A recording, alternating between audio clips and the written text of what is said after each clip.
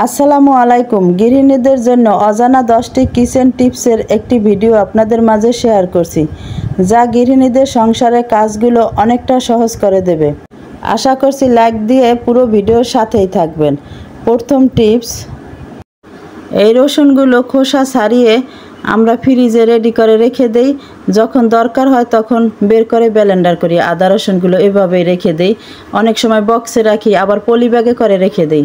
তাই আদা রসুন রাখার ফলে এই আদা রসুন থেকে একটা গন্ধ বের হয়, যা ফ্রিজের অন্য খাবার থেকেও ওই গন্ধটা আসে, সব খাবারে ছড়িয়ে যায়। তাই আপনাদের একটা টিপস দেখাচ্ছি। এই রসুনের মধ্যে যদি এরকম 2 টুকরো লেবু কেটে দিয়ে রেখে দেন, তাহলে দেখবেন আর কোনো গন্ধ হবে না, আর এই গন্ধ আর অন্য কোনো খাবারে ছড়িয়ে যাবে না। এর ফলে ফ্রিজের সব খাবারের গন্ধ ঠিক থাকবে এবং স্বাদগুণও ঠিক থাকবে। আমার এই টিপসটি হয়তো অনেক গৃহিণীর অজানা, তাই আজকে আমি দেখিয়ে দিলাম। আশা করি এই টিপসটি আপনাদের অনেক উপকারে আসবে। আমি এই ছোট প্লাস্টিকের বোতল দিয়ে একটা টিপস দেখাবো, যা থেকে আপনার বাসার ছোট বড় সবার উপকারে আসবে। বোতলটি আগে অবশ্যই এভাবে ছিদ্র করে নিতে হবে। ঘুরিয়ে ঘুরিয়ে চারিদিকটা কতগুলো ছিদ্র করে নিতে হবে। ছিদ্রগুলো একটু বড় হতে হবে। দেখেন, এভাবে ছিদ্র করে নিয়েছি। এখন নিলাম 3 থেকে 4টার মতো রসুন। আমি এখানে দেশি রসুন নিয়েছি। দেশি রসুনগুলোই ভালো হবে। রসুনগুলো এখন কোয়া ছাড়িয়ে নিচ্ছি। কোয়া ছাড়িয়ে এখন খোসা ছাড়িয়ে নিলাম। দেখেন, এভাবে খোসাগুলো ছাড়িয়ে নিতে হবে। সবগুলো রসুনের খোসা ছাড়িয়ে নিলাম। রসুনগুলো কোনো রকম পানিতে ধোয়া যাবে না।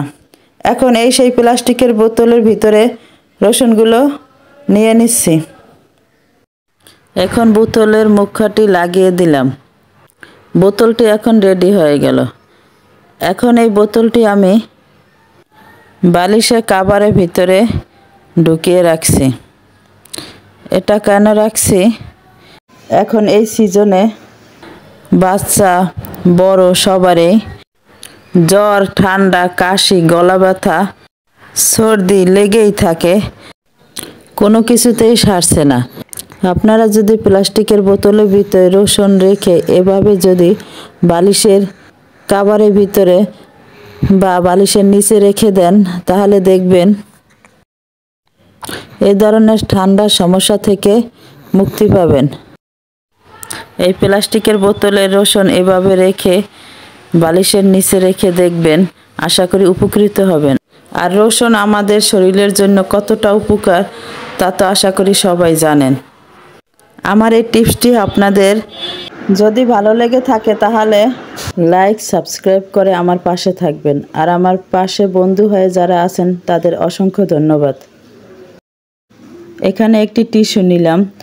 টিস্যু নিয়ে টিস্যুটা এভাবে ভাঁজ করে এর উপরে কিছুটা পরিমাণ পেস্ট দিয়ে দিচ্ছি।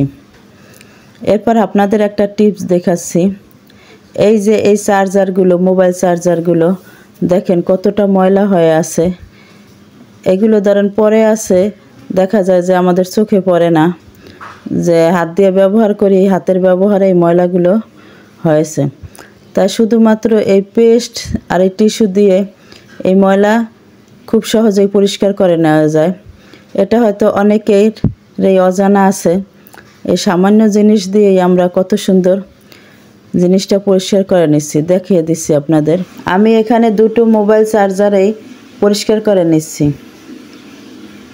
দেখেন মোবাইল চার্জারগুলো কতটা ময়লা হয়েছিল, আর এখন দেখেন কতটা পরিষ্কার হয়েছে। শুধুমাত্র এই টিস্যু আর পেস্ট দিয়েই খুব সহজেই এই মোবাইল চার্জার 2টো পরিষ্কার করে নিলাম। একেবারে পুরো নতুনের মতো লাগছে, মনে হয় যে এখন এই নতুন কিনে আনছি। এই আমাদের গৃহিণীদের সকালের নাস্তা নিয়ে অনেকটা টেনশন থাকে। সারাদিনে কাজ করতে তেমন কষ্ট লাগে না, কিন্তু সকালে উঠে নাস্তা রেডি করা, প্রতিদিন রুটি বানানো, তারপর ধরেন ভাজি করা, আর একটা আইটেম করা, এইভাবে এগুলো করতে অনেকটা কষ্ট হয়।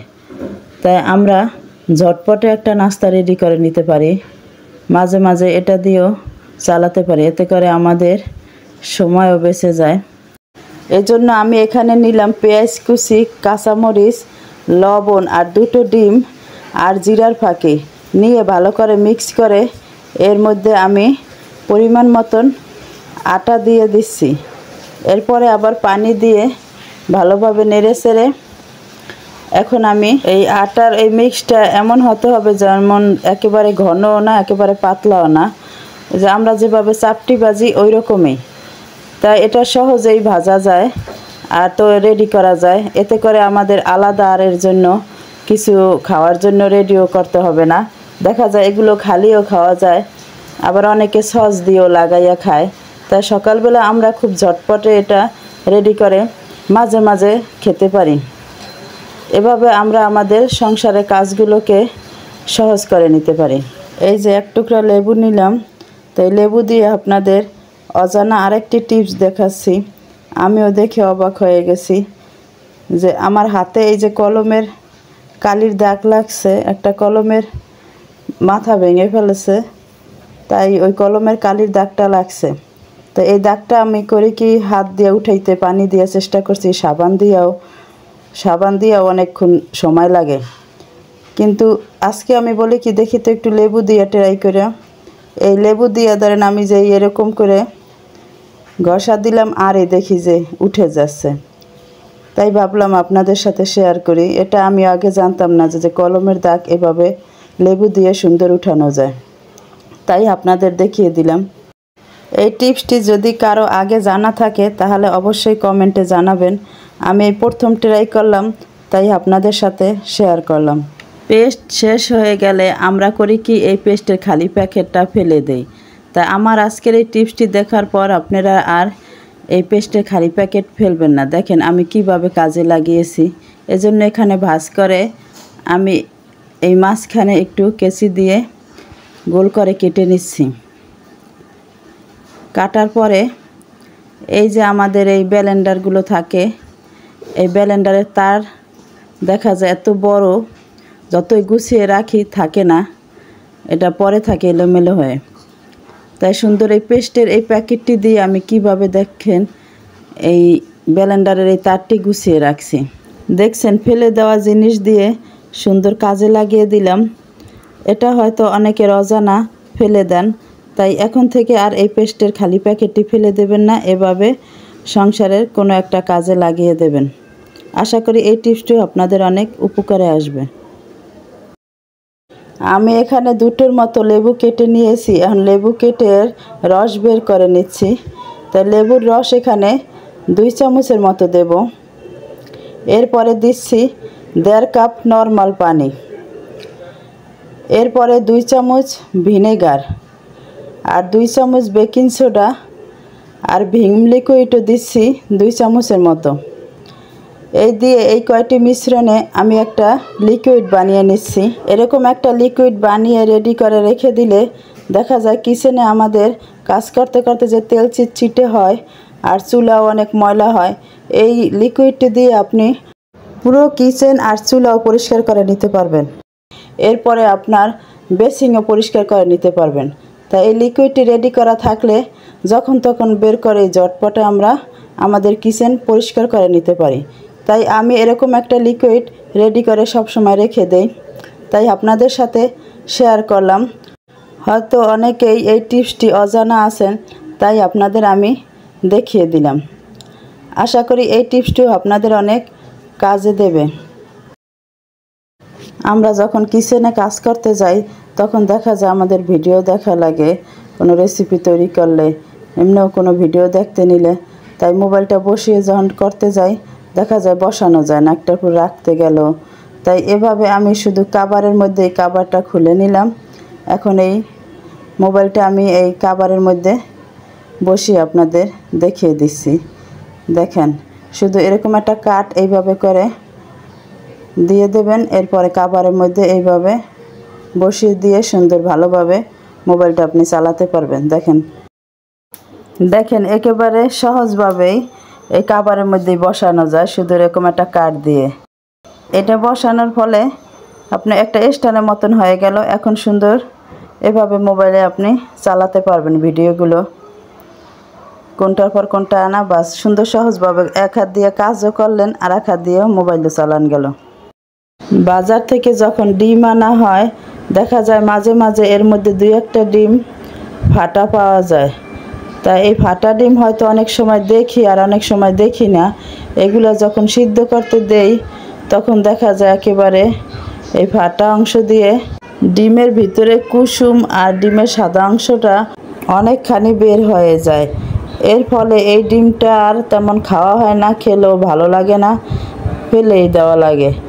তা এই ডিমটা যদি আমরা এইভাবে সিদ্ধ করি, দেখেন আমি কিভাবে দেখিয়েছি। এই যে একটা পলি ব্যাগকে ভিতর সম্পূর্ণ দিয়ে ভালোভাবে বেঁধে একেবারে পলি ব্যাগটা সম্পূর্ণ ডিমের সাথে ভালোভাবে মুড়িয়ে দিতে হবে। এখন আমি আপনাদের ডিমটা সিদ্ধ করে দেখিয়ে দিচ্ছি। সিদ্ধ হয়ে গেলে এখন আমি ডিমটা বেছে নিচ্ছি। দেখেন ডিমটা কত সুন্দর ভালো রয়েছে। এখন দেখে বোঝাই যায় না যে এই ফাটা ডিমটা আমি সিদ্ধ করেছি, একেবারে অরিজিনাল ভালো ডিমের মতো নেই। তাই এই ডিমটা আর ফেলে দেওয়া লাগলো না। তাই এভাবেই আমরা আমাদের সংসার খরচ বাঁচাতে পারি। এই যে এই ব্লেন্ডার, এগুলো কাজ করতে করতে ব্লেন্ডারে কাটারের ধার চলে যায়। তাই ডিমের খোসাগুলো দিয়ে আমি এখন ব্লেন্ড করে নেব। এতে করে আমার ডিমের খোসাগুলো গুঁড়ো হয়ে যাবে আর ব্লেন্ডারও ভালো একটা ধার আসবে। ডিমের খোসাগুলো ব্লেন্ডার করা হয়ে গেছে। এভাবে আমি আমার ব্লেন্ডারটা ধার করে নিলাম। এই ডিমের খোসা ব্লেন্ডার করে যেভাবে ব্লেন্ডারে কাটায় ধার করা হয়, এটা অনেক আপুরাই জানেন, যারা না জানেন তাদের জন্য দেখিয়ে দিলাম। গৃহিণীদের জন্য অজানা 10টি কিচেন টিপস শেয়ার করলাম। আশা করি আপনাদের কিচেন টিপসগুলো অনেক উপকারে আসবে। এতক্ষণ ধরে ধৈর্য সহকারে আমার এই ভিডিওটি দেখার জন্য আপনাদের অসংখ্য ধন্যবাদ। সবার সুস্থতা কামনা করে এখানেই শেষ করছি। আসসালামু আলাইকুম।